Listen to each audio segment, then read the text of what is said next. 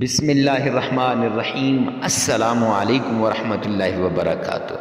معزز سامعین کرام، موت کے علاوہ ہر بیماری کا علاج اس وظیفے کے اندر ہے، ایسا کہ ہر لا علاج بیماری انشاءاللہ دور ہو جائے گی۔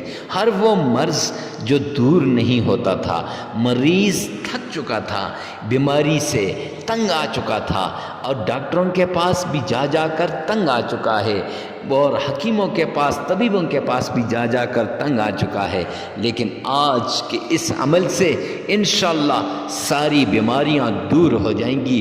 قرآن کے اندر شفا ہے۔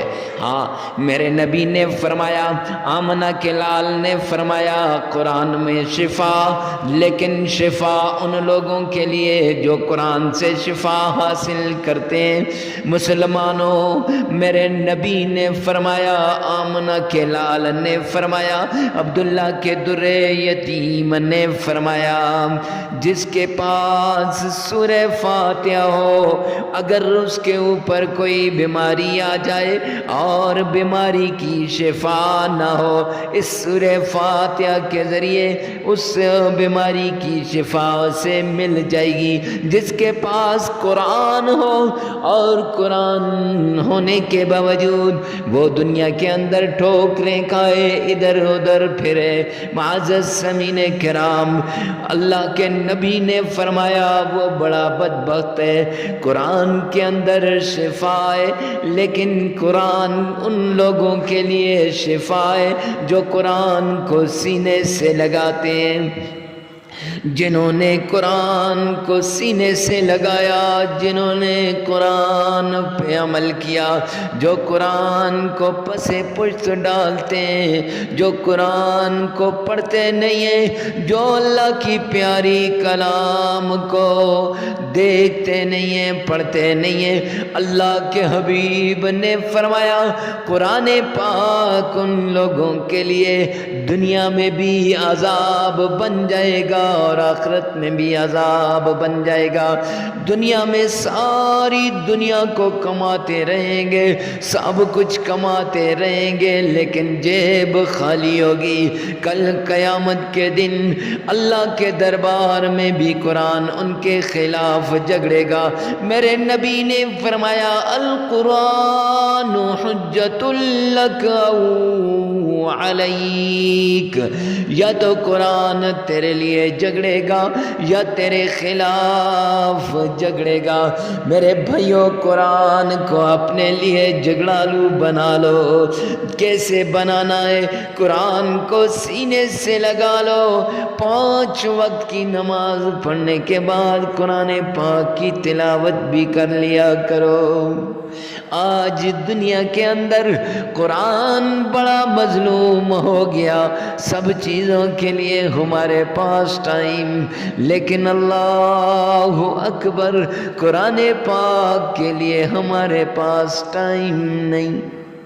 تو قرآن پاک شفا ہی شفا ہے۔ آپ بیمار ہیں، آپ کی بیماری بڑی سخت ہے، قرآن پاک کی تلاوت کیجئے۔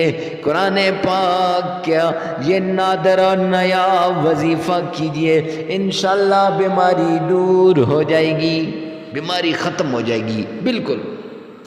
تو عمل کی طرف چلتے ہیں بغیر کسی دیر کے۔ تو اگر آپ ہمارے چینل پہ پہلی مرتبہ آئیں تو چینل کو سبسکرائب کر دیں، ساتھ لگے ہوئے بیل آئیکن کو لازمی پریس کر دیں اور کمنٹ سیکشن میں لکھے گا، یا اللہ تمام بیماروں کو صحت کاملہ عطا فرما دے۔ معزز سامعین کرام، قرآن شفا، کیسے شفا؟ یہ عمل دینے جا رہا ہوں، اپنے پلے باندھ لو، آگے دوسرے لوگوں تک بھی اس عمل کو آپ نے پہنچانا ہے۔ معزز سامعین کرام، ایک بار تعوذ پڑھ لیجئے، اعوذ باللہ من الشیطان الرجیم، ایک ہی بار بسم اللہ پڑھ لیجئے۔ بسم اللہ الرحمن الرحیم، آقا پر، آمنہ کے لال پر، محمد مصطفیٰ احمد مجتبیٰ رسول عربی پر پیار سے، محبت سے، عشق کے ساتھ درود پاک پڑھ لیجئے۔ اللہم صلی علی محمد وعلی آل محمد۔ آپ چاہیں تو نماز والا پورا درود پاک پڑھ سکتے ہیں۔